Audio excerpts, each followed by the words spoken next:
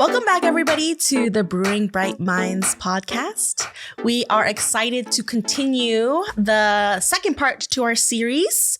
We are talking about what do our children learn in a preschool program, and now we are at the toddler stage.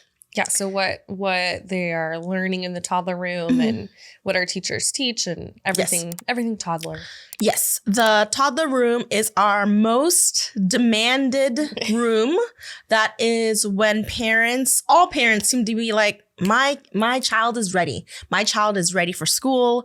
They are showing signs of needing more socialization. They're showing signs of needing more stimulation. And so our wait list for our toddler room is pretty extensive. Through the roof. Yes. And the toddler ages, at least at our school, starts at about 18 months. Mm-hmm. Every school is different. And of course, every state is different. But we consider our toddler room 18 months to about 2.5 years old. Yes. And just to recap from our infant episode, our toddlers, if they've started in infancy, have been primed in their infant classroom to be ready for the toddler room. And they have been trained in terms of, building language skills, building hygiene and self-help skills, and really learning more independent skills, as well as having to socialize with other kids and appropriately handle conflict. So it's just an extension of that. Yeah. As now that their language skills are more established, they can verbally communicate more so. Mm-hmm. And so it's a really exciting time. Yeah. And I was just going to mention that in our toddler room is kind of where we focus on language the most. Mm-hmm. Of course, we focus on it a lot in our infant classroom, but the toddler room is where we really start to get into it, because that's kind of where, if they're not talking or communicating at all, that's where some red flags come up. Mm-hmm. And we're getting them ready for the preschool classroom. So making sure they can communicate. So a lot of language. Mm-hmm. And then also for our school, that's kind of where our Bible curriculum starts. Mm-hmm. Mm-hmm. In the toddler room, we do a little bit in the infant room, but it really, our toddler room has a Bible curriculum laid out.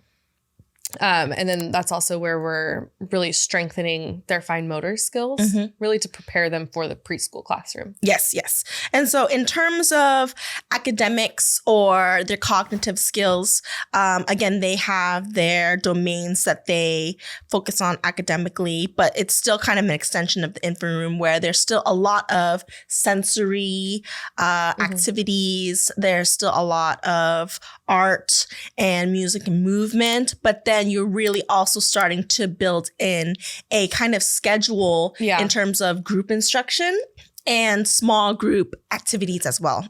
Yeah. And in our toddler room, we're very fortunate to have a lower class size in our toddler room. And so they are able to do very small groups. They have like 3 children in each small group where they do their table time activities.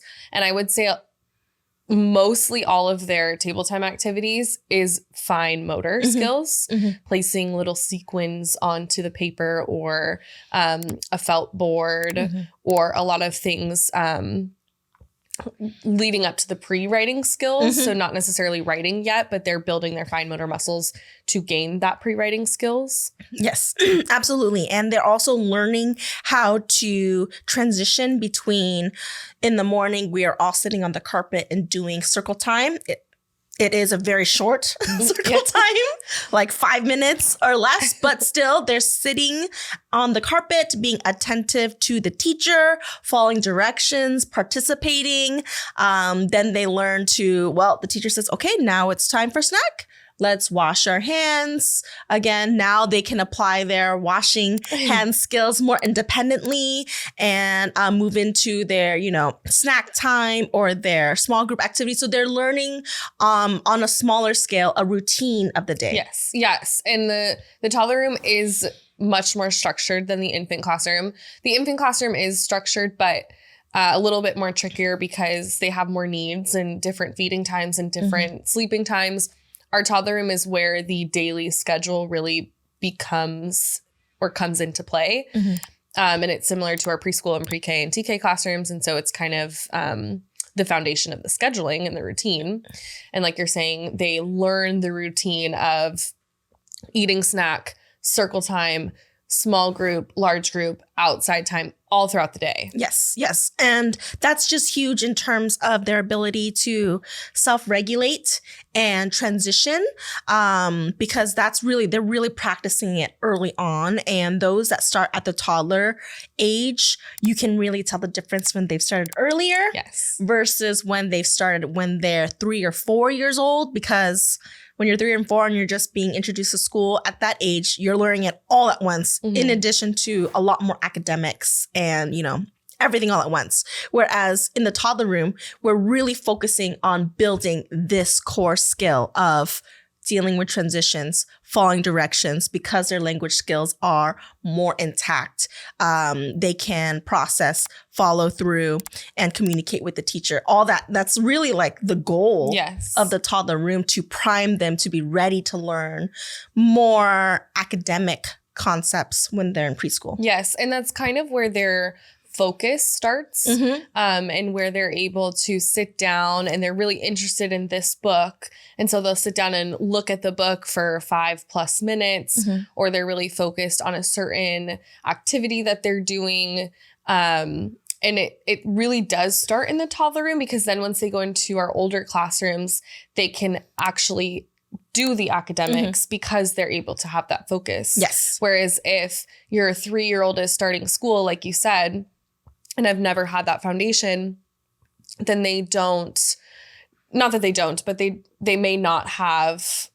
It's not established yet. Right. They're learning it all at once. They're learning to follow directions. They're learning to focus. They're learning to sit all at a one table. Time. Yeah. Because that's a skill in itself. Desk skills, sitting at the table and staying seated and waiting for the teacher. And that's really hard, because even our toddlers have a really hard time sitting in their chair. And our poor toddler teacher probably says it 2 million times a day to stay sitting and sit on your bottom and don't stand on the chair, because they're learning how to sit down so that when they're older, they already have that skill laid out. Yes. I mean, they're still really wiggly and have high energy.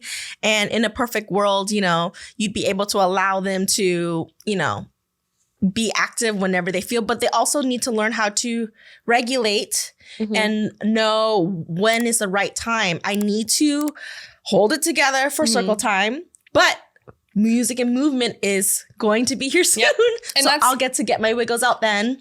And that's why the visual schedules are so important for the younger ages, so that they can visually see, okay, I'm sitting on the carpet right now, which means after this, I'm sitting at the table. Yes, there's actual pictures of carpet time and then snack time and outside time. Yeah, and even like we said in the previous episode, the teachers knowing like, oh, wow, they're really wiggly today, so maybe let's just skip circle time altogether and let's just do music and movement for 10 minutes instead. Yes. Or maybe they get extra outside time, or just kind of knowing their group of children. Yes. And it's really great because that toddler room, you have that time and flexibility and just that space to give the kids opportunities to learn these foundational skills, but at their pace. So if they're really wiggly, they can have a few extra minutes to come from the carpet to the table, because it's going to take Johnny 2 extra more minutes than, the other kid. But in the toddler room, you can have that flexibility because the ratio is lower and the teachers know which kids need more time or more prompting or more assistance. And it just meets the individual needs of kids so well, because again, we've known these kids since infancy. Now they're coming into the toddler room and they're more independent, but they're learning all these new skills. And it's really critical for the teachers to, like we talked about in our speech episode, giving them the time and grace to listen to directions, process it, and follow through with it, because that's just a skill in itself. Another skill that I want to talk about in the toddler room, which many people don't think is a skill, or they just might, think over it and think that it's just play, is imaginative play or dramatic play. And that's really in the toddler years is where the dramatic play and imaginative play starts, because they saw it so much at infancy. And this goes for if your child is in a care-based setting or not. They see their parent in the kitchen and they see their parent cleaning and they see their older sibling picking up their toys. And so then in the toddler age, so in the toddler classroom, that's where they want to pretend to cook and they want to pretend to clean and even help their teacher clean and all that and everything. And imaginative play is so important because it provides opportunities for kids to, whatever they imagined in their mind, they're able to carry out themselves through trial and error, successfully or not. I also think it allows them to practice their speech and communication and just verbal skills between teacher, themselves, with peers. Yeah, it also is such a huge way to build social skills because they are playing directly with another child, talking directly with another child, and pretending to do whatever it is that they're doing. Of course, we see this a lot more in the preschool and pre-K ages, but in the toddler ages, it's really where it starts. Yes. Just a couple of weeks ago, one of the toddlers, was watching them and they went over to their little dramatic play sink and she said, wash, wash, wash. And so she was pretending to wash her hands. And that goes back to hand washing. You know, she learned that in the infant classroom. And so she sees that there's a dramatic play sink. And so she pretends to wash her hands, and that ties back into hygiene and everything. And that's huge because it's kind of like a mirror to see what they've processed, what they're observing, what they're carrying out. And it is them applying what they've learned. Really, their play is a reflection of them applying what they learned. Because you and I have talked about this before when we first opened. Our older toddlers, we were not noticing a lot of dramatic play. None. And that was alarming to us. Yeah, we had a amazing dramatic play corner in the classroom. It was incredible. And it was never touched. They did not know. They didn't know how to do it because we had just opened. And so these children had never been in school before in our older toddler classroom. And it was not touched. I honestly don't think I've seen them touch it until now. Like until the last few months, they started touching it. And of course, they're a year older this year than they were last year.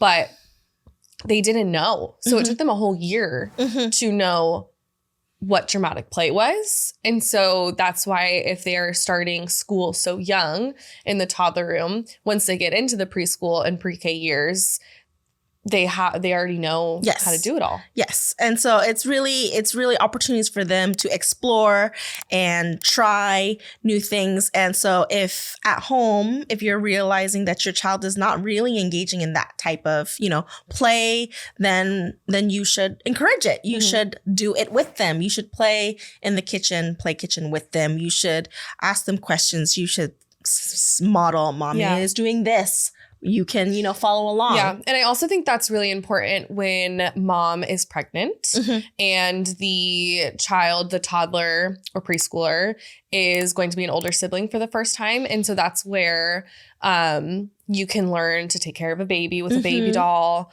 A toddler can feed the baby doll the bottle, give the baby the binky, tuck them into bed so that when baby comes, they are already going to be doing that with the real baby, their sibling. Yes, I love that. And it's so true because it gives them skills to anticipate when baby comes and they know how to help, and that gives them confidence and they want to be a helper to mom and dad.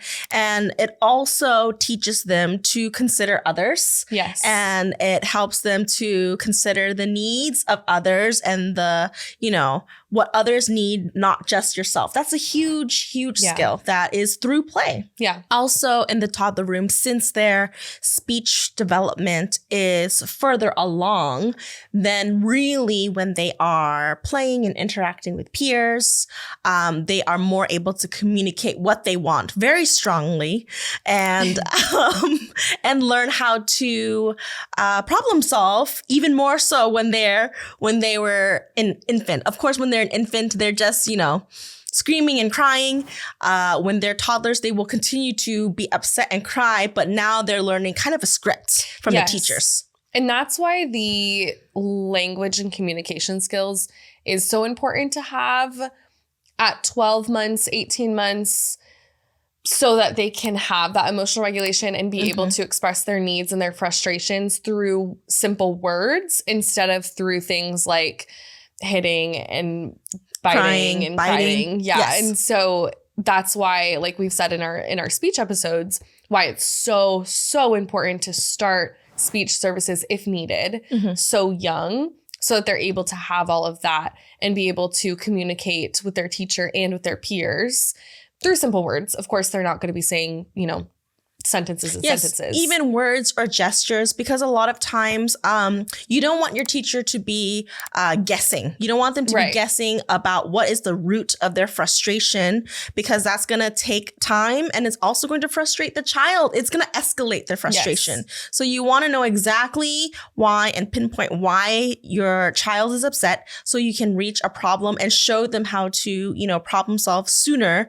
And that is can be done very easily through basic gestures, pointing at the friend, pointing at the toy. Even that is huge. Right. And that's why we see biting so much in the toddler ages, in toddler classrooms in general, is because they're frustrated and they can't say it through words. Yes. And so maybe their friend took a toy from them and they don't know how to communicate that they don't like that. And so their immediate response is to bite.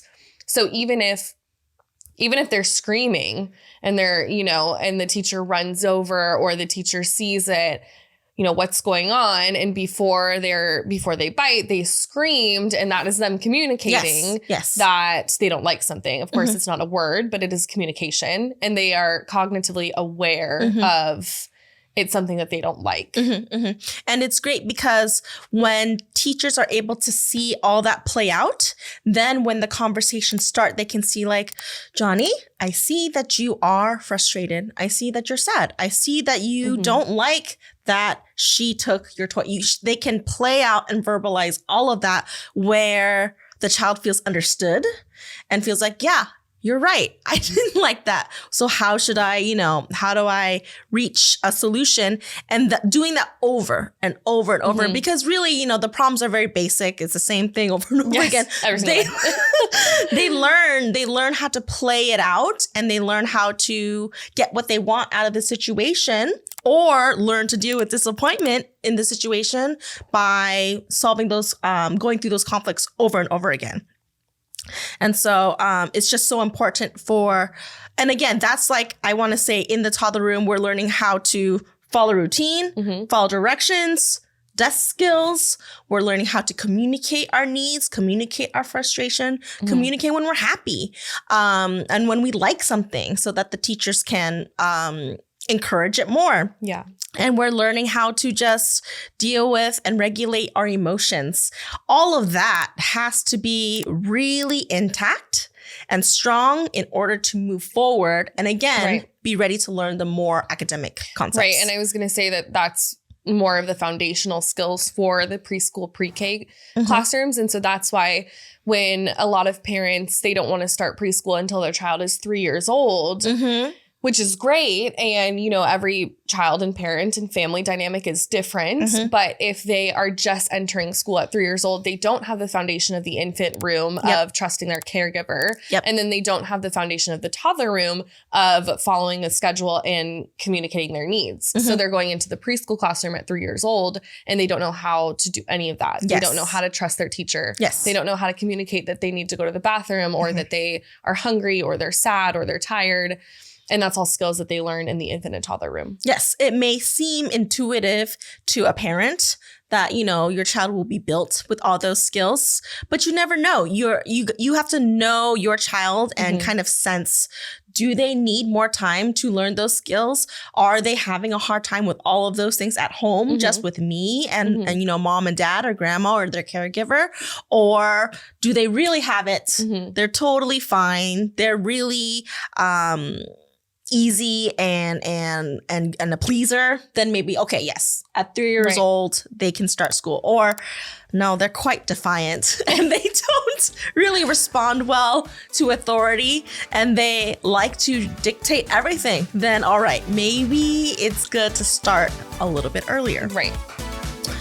So those are just things that parents and caregivers should consider because, again, that's knowing your child and setting your child up for success for skills that take a long time to learn.